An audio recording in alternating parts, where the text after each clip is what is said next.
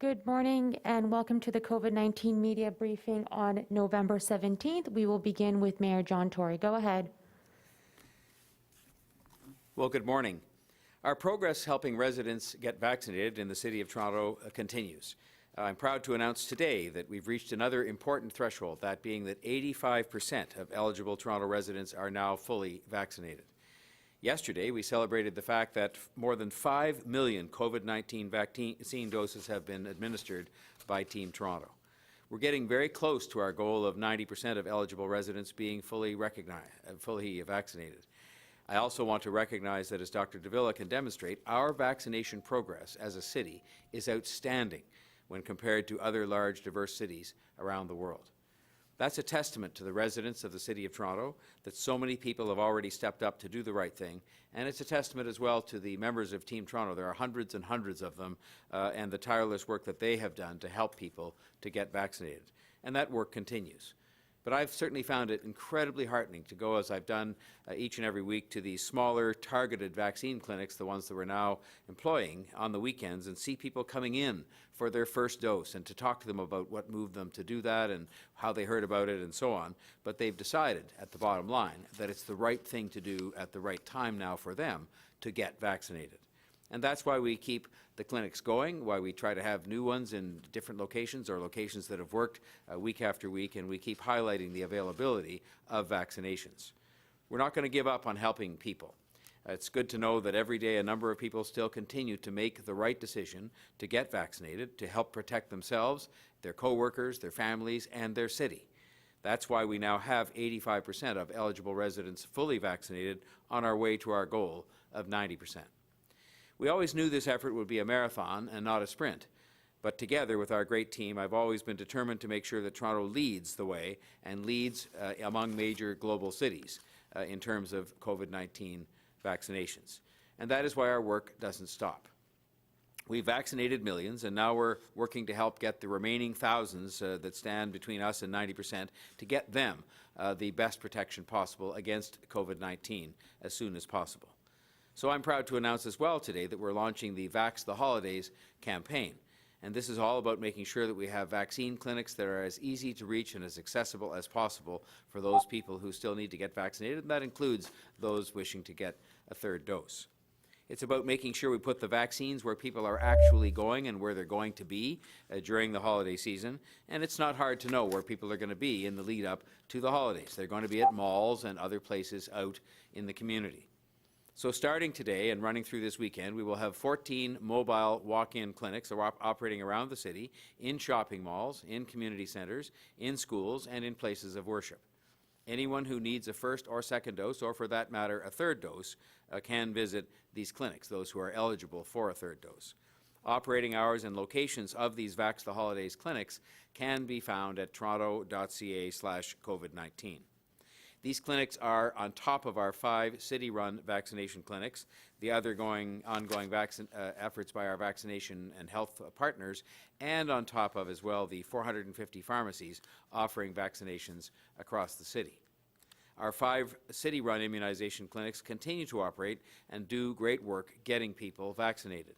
So I'm also announcing today we're opening 11,000 new vaccine appointments for the 5 city-run vaccination clinics starting next Tuesday. And so those appointments will start next Tuesday and can be booked online as well in the normal manner. So people can book an appointment for first, second, or if they're eligible, third doses at any of these 5 locations across the city by going to toronto.ca/COVID-19. We're continuing to prepare for Health Canada's approval of the COVID-19 vaccine for kids aged 5 to 11 with our Team Toronto Kids COVID-19 vaccination plan. I want to thank the 43,000 people who responded to the survey run by Toronto Public Health and VaxTO about youth vaccinations. They ran that survey earlier this month. And I want to thank all the people that have been involved in putting together a plan that is constantly being refined and tweaked, but there is a solid plan there now so that we're ready to move as soon as this approval is given. The survey results have really helped us with this planning and refining this planning so that we can hit the ground running and be responsive to what people have told us. It's good to know that 66% of the respondents to the survey plan to have their children vaccinated. That is a good start. It does show that we have work to do to provide as much trusted information and reassurance to families that we possibly can about the vaccines and about their safety. Dr. Davila will have more to say about that. But that's why as well that we have outreach teams with community organizations, our ambassadors, educational opportunities, public health professionals, including town halls and webinars, of which I believe there's even one being held today. We also know from the survey that most people prefer to have their child vaccinated at the child's school or at a doctor's office. And so Toronto Public Health is working to ultimately bring vaccinations or access to nearby vaccinations to all public schools across the city. The initial vaccine rollout will start with schools in the 30 Toronto neighbourhoods that Public Health has identified as a priority for vaccinations based on the data-driven approach that takes a large number of different factors into account. Hundreds of clinics are being planned to help the more than 55,000 children who reside in these neighbourhoods alone to make sure that they receive their COVID-19 vaccine. Dr. Davila will have more details on the beginning of the children's vaccine rollout that has been so carefully planned. All of these clinics are being planned on top of course, the more than 110 doctors' offices, and that number is growing by the day, and the 450 pharmacies that offer the COVID-19 vaccine. And that is added, of course, to the dozens of fixed-site clinics, including the city's 5 major vaccination clinics.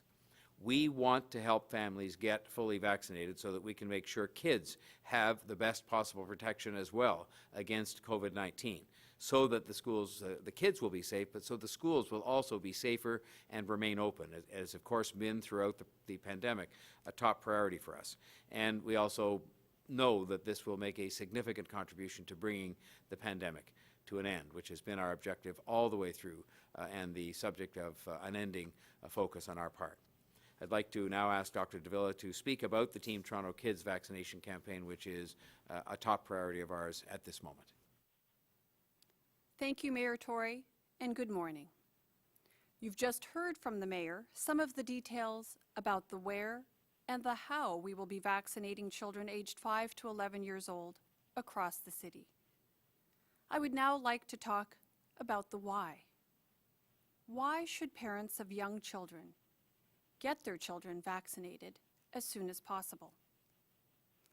As the Mayor indicated, approximately 66% of respondents to our survey of parents and caregivers on 5 to 11-year-old COVID-19 vaccination are certain or very likely to get their children vaccinated against COVID-19 as soon as they're able to do so. While it's great to hear that the majority of parents and caregivers are ready and eager to ensure their kids have the best protection, the best tool we have against COVID-19, I know that there are some parents who have some questions. Today, I will address some of those questions, and I hope even allay some of the concerns that have been expressed. First, are the vaccines safe? Doctors and scientists around the world are confident in the long-term safety of the COVID-19 vaccines for several reasons. First, contrary to some of the myths that have been circulating, mRNA is not new vaccine technology. In fact, scientists have been studying and working with mRNA vaccines for decades and have found no long-term negative effects. You can also be confident in the measures and safeguards that Canada has in place. For starters, there is the rigorous study that Health Canada conducts in order for a vaccine to be approved for use in the first place. And even after a vaccine is approved and put into use, Canada's ongoing safety monitoring system ensures safety both in the short term and in the long term. So you can be confident in this process, as confident as we have been when giving any other vaccination to our children. I also ask you to consider the long-term risks of a COVID-19 infection, both for your child and for any other family members with whom they might be in contact. In the data submitted by Pfizer to Health Canada, the vaccine is reported to have a 90% efficacy rate in children 5 to 11 years of age. Vaccine also offers protection to children with chronic diseases and who are at risk for severe COVID-19 disease. Parents and caregivers may also worry about any side effects the vaccines may cause. At Toronto Public Health, we've heard a host of questions from parents and caregivers in the town halls and question and answer sessions that we have conducted to date. Clinical trial data shows that most COVID-19 vaccine side effects in children will be mild, similar to those for adults, and usually resolve in 1 to 3 days. Soreness at the injection site is the most common side effect, followed by some fatigue and headache. In the clinical trials, few serious adverse events were reported by participants, and none of these events were related to the vaccine itself. Vaccines do not impact fertility. They do not impact genetic material or DNA, and they do not impact hormone levels. It's true that myocarditis and pericarditis have been observed in youth and young adults, particularly amongst males, following the administration of mRNA vaccines. However, the National Advisory Committee on Immunization characterizes these as rare, occurring in 0.01% to less than 0.1% of vaccine recipients. Public Health Ontario has indicated that the reported cases of myocarditis and pericarditis following mRNA COVID-19 vaccine administration is 24.2 per 1 million doses of vaccine administered in Ontario. They also report that most cases of myocarditis and pericarditis in Ontario in 12 to 17-year-olds see symptoms improve quickly with rest and treatment. Compare that to a recent estimate from the United States, which indicated that as many as 450 in 1 million young men aged 12 to 17 develop myocarditis or pericarditis following COVID infection. To date, no cases have been observed in pediatric clinical trials with 5 to 11-year-olds. But all the same, this will be closely monitored in children. What can cause long-term impact on a child's health and the health of the other members of their household is contracting COVID-19. We now know that the virus can cause long-term damage to the lungs and other organs, as well as many other complications. This is called post-COVID-19 syndrome, or long COVID, and it's one of the reasons why doctors across the globe recommend getting vaccinated. The best protection against COVID-19 is for everyone in the household to get vaccinated. And this holds true for children 5 to 11 years old when the vaccine becomes available for them. Toronto residents, as you've just heard, have shown their commitment to vaccination and the protection that it provides. We should be proud, Toronto should be proud, that we have reached the milestone of having 85% of those who are eligible having received 2 doses of vaccine.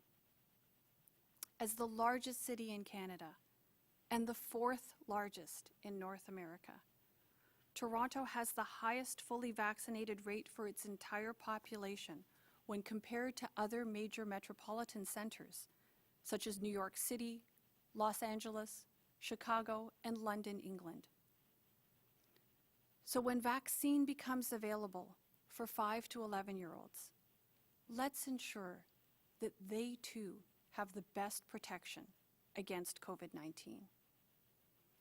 It's the best protection for them, for their friends and their families, and for our community. This is really the best way that all of us can return to the many aspects of life that we have missed so much since COVID-19 became a part of it. With that, I'll now turn it over to Lavin for the questions. Thank you, Dr. Davila and Mayor Tory. We will now take questions from the media. As a reminder, it's one question, one follow-up, and when we do say your name, we'll unmute you. So Alex Bloomfield, you're up first. Go ahead. Alex? Alex, can you hear us? Okay, we can come back to Alex. Next up, we'll do David Ryder. David, go ahead. Hi there. First question for Dr. Davila. I'm just hoping you can tell us a little bit more about the stat, about the 66%. Is that a scientific survey or online where you can get non-scientific results? And are you concerned because I had seen previous reports about 70%, so that seems a little lower than I think some of us were expecting. So thanks, David. I can tell you that the survey was conducted online, and with the support of our remarkable epidemiology team at Toronto Public Health, I know that the data have been carefully reviewed and cleaned. I'm not going to get into all the details, but suffice it to say that we're quite confident in the results thus far. I think the 66% actually represents quite a solid start, and it is not dissimilar to that which we saw for adult vaccinations. I think the other interesting component to note as well is that over the course of the adult vaccination campaign, we saw that with continued efforts and with the actual proof in the pudding, as it were, actually seeing the vaccination get rolled out and seeing the benefits of the vaccine and the good experience that people have had with respect to vaccines, I anticipate we'll see a very similar kind of pattern with kids. We saw reduced vaccine hesitancy over the course of our adult vaccination campaign. We saw the numbers come down. I suspect that we may see the same thing here as we will apply all the lessons we've learned over the course of the entire vaccination campaign to this latest aspect of the campaign, the 5 to 11-year-old vaccination effort. Thank you. My follow-up, I think, is also for you, Dr. Davila, and that's we're hearing talk of an 8-week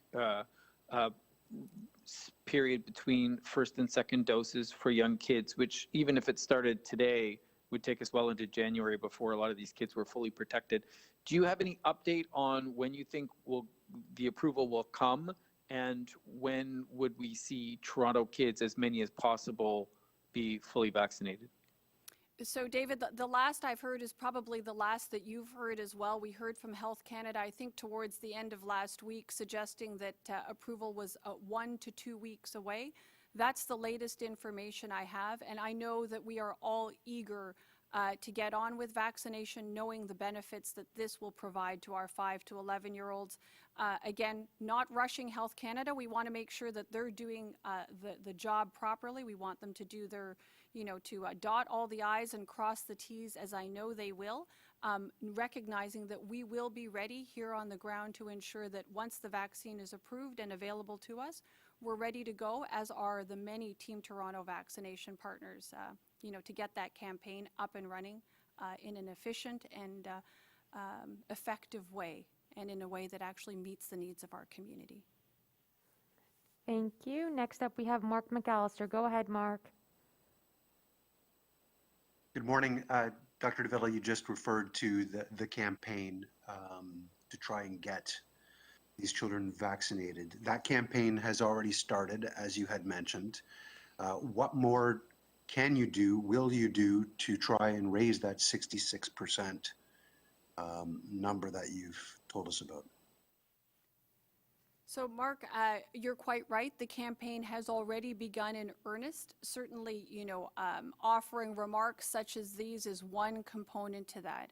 We have a number of resources available on our website, certainly for people to use, whether we're talking about individual families who have 5 to 11-year-olds in their midst, or people who provide care and services to this population. Resources are available to answer their many questions. We're holding town halls. We have question and answer sessions. We have this remarkable group of community ambassadors and vaccine engagement teams. And we have our providers all throughout the city, whether we're talking about over 100 family physician and practices that are out there. We have Ontario health teams. We have pharmacies. We have hospital partners. And of course, we have our Toronto Public Health staff, both in fixed clinics and in mobile clinics. Lots of opportunities. Our school boards have been remarkable partners in this endeavor as well.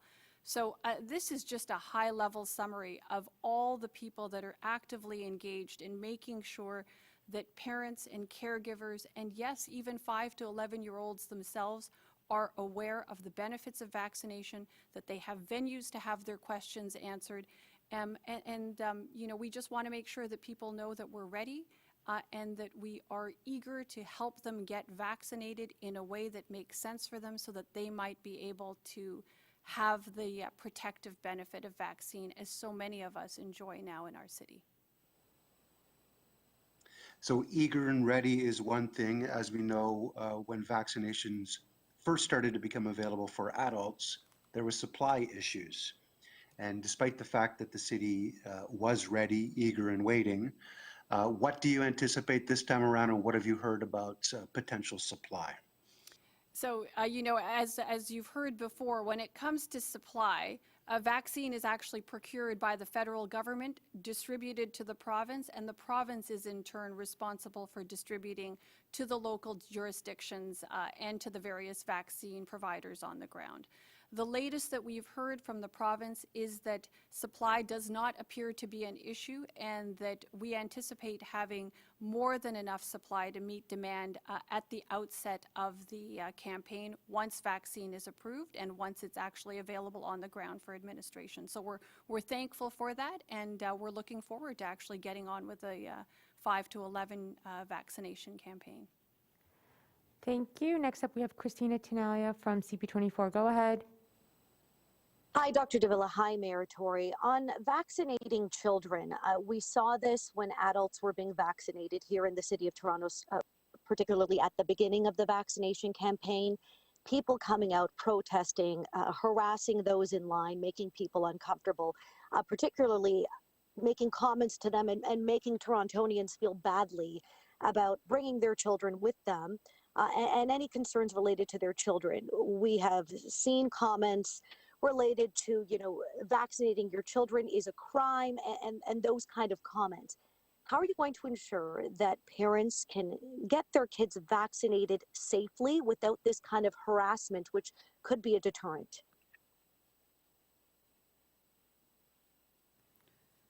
So, Christina, thank you for that question. You know, I have to say this, you know, while I appreciate that, you know, in a great city like Toronto, you're going to get a wide variety of opinions. I'd like to think that we respect that other people have different opinions, and we allow people to make the choices for themselves that make sense, whether it's for themselves or their family members.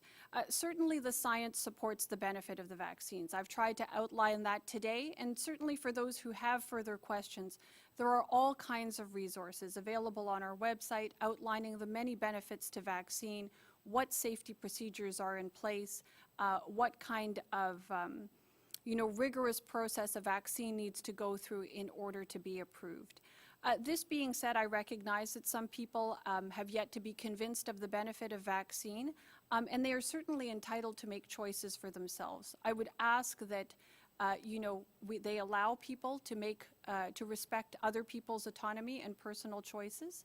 You know, while you're entitled to have a difference of opinion, that shouldn't impede other people from actually exercising their own individual right to choose based on the information that they believe makes the most sense to their families. That being said, we always do try to make sure that we provide not only a fun and positive experience at our vaccine clinics, part of that is also ensuring that we have a safe environment. So that certainly is part of our vaccine planning. I'm not going to get into the details here, but suffice it to say that we do have appropriate plans in place to ensure that people in our clinics experience, you know, have a good experience in our clinic, and that includes a safe experience for those who are either getting the vaccines themselves or are accompanying people who are getting vaccines. Mr. Mayor? First of all, I know that Toronto Public Health and all the other emanations of the city government, the school boards, will do everything they can to make sure, as they would have in any event, that the environment for children to receive these vaccinations is as secure as it can possibly be. For myself, I've noticed a diminished level of this kind of activity. I think it really arises out of the basic respect the vast, vast majority of Torontonians have for each other and for allowing people, while they might have differing opinions, to exercise their own choice. I can't imagine anyone, no matter how strong their views are on these issues, wanting to make pawns of children where their parents have decided that it is in the best interest of the health of those children and of the schools and of the city as a whole to get vaccinated. And so I hope that, and I think the recent behavior has indicated there's a higher level of confidence possible here, that people will let these families make these decisions and proceed ahead with their plans based on their own choice, and that people will demonstrate the kind of respect that I think we find a hallmark of our way of life here in Toronto. And I think recent patterns of behavior have been encouraging in that regard, perhaps compared to some earlier times. Thank you. Can I continue, Lavin, here? Yeah, go ahead. So my final question is about the push to get 90% vaccinated here in Toronto and this holiday vax campaign. Based on the progress and trajectory, are we on track to see 90% vaccinated by the end of the year in this city? And I recognize that for some people, there are challenges in terms of getting the vaccine. But at this point, if someone hasn't gotten the vaccine, with all the opportunities to get one and you know the opportunities the city has given people, going to their homes, going to their communities, do you really feel that last 150,000 people, that they're going to get the shot at this point? At this point, excuse me. Said a number of times in recent months that, and I said again today, this is a marathon, not a sprint. And, you know, we've had to readjust our own expectations, whereas in days, in the early stages of the vaccine campaign, and let's remember this incredible achievement of 5 million doses, 85% of eligible people vaccinated with 2 doses, not 1 but 2, some cases 3, has been achieved in a very short period of time. But we've had to adjust our own expectations to the fact that as you get higher and higher in terms of the numbers, that you are dealing with smaller and smaller increments of people who are coming out each day, but they continue to come. I've been at these clinics every weekend and I see the people coming in, I talk to them. And, you know, they'll tell you various reasons as to why they haven't been before now. Sometimes it was a hesitation, sometimes it was kind of a scheduling issue. You know, sometimes as human beings we just put things off. And so the answer to your question is we will reach the 90%. It's hard for us to say on what day that will happen. If you look, though, at the steady incremental progress, it wasn't that long ago we were at 80. Now we're at 85. And we will push for 90, and we will get there. We are determined to get there. We're going to do whatever we have to do with regard to clinics in malls and schools and apartment lobbies and you name it. I mean, we're going to do it.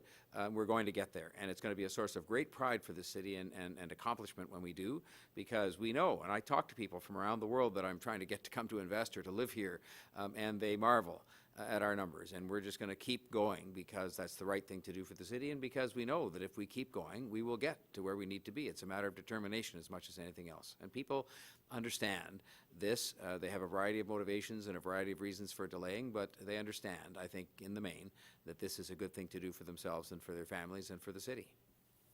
Yeah, so if I can just add one point to this, Christina, it's this. You know, for sure, as the mayor has indicated, the rise in the numbers, the increase in the numbers is not as fast now as it was earlier in the campaign, no question. But it is still increasing.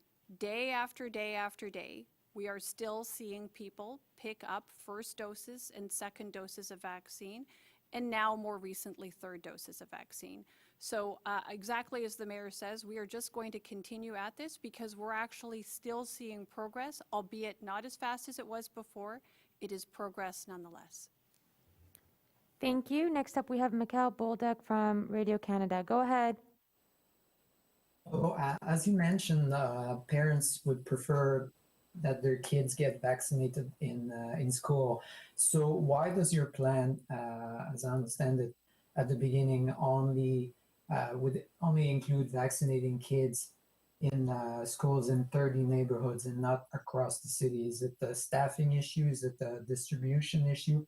And when can parents expect their kids to be able to be vaccinated in their school across the city? So thank you for the question. And first, let me make a bit of a correction. We have 30 priority neighborhoods for which there will be enhanced resources based on the data indicating the need for those increased resources. That being said, there will be school-based clinics in neighborhoods across the city from the outset. This is part and parcel of the plan. And this is over and above the vaccines that will be available at our mass immunization clinics, through pharmacies and through doctors' offices. So really, this is a very concerted effort across all the vaccination partners around the city, and it is not by any means, a restricted campaign. We are absolutely committed, along with all of our partners, to making sure that vaccine is as readily available as quickly as possible to 5 to 11-year-olds once that vaccine is approved and available for use. And we are seeking to meet the needs of our families and meet their vaccination interests in the way that they see fit, in the way that makes the most sense to them, their families, and their particular children. Can you please clarify then how many schools we're talking about? And just the last question, how critical is it for these kids, 5 to 11, to get at least their first shot before Christmas?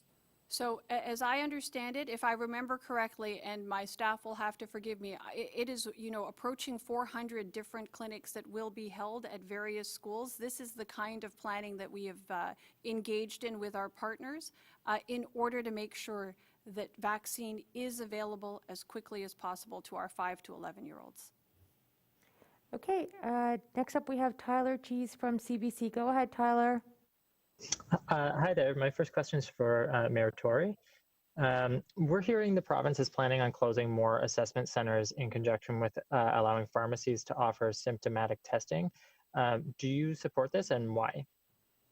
Well, I am not aware of the plans they have to do that, and so when people say we're hearing things, I hear a lot of things each and every day. I think, what we've been trying to do from the very beginning when it comes to testing, and the same with vaccination, is to make sure there is a kind of balanced, accessible network of testing and vaccination places so that they can be as accessible as possible to people, and they take different forms, whether it be in pharmacies or whether it be in clinics that we've run, or whether it be in the many, many different offerings that have been put forward by our healthcare partners. And so what we'll be looking for in all of this as these new policies unfold themselves in front of us is that kind of balanced, accessible network of opportunities for people to get tested, just as we strive for the same thing when it comes to vaccination.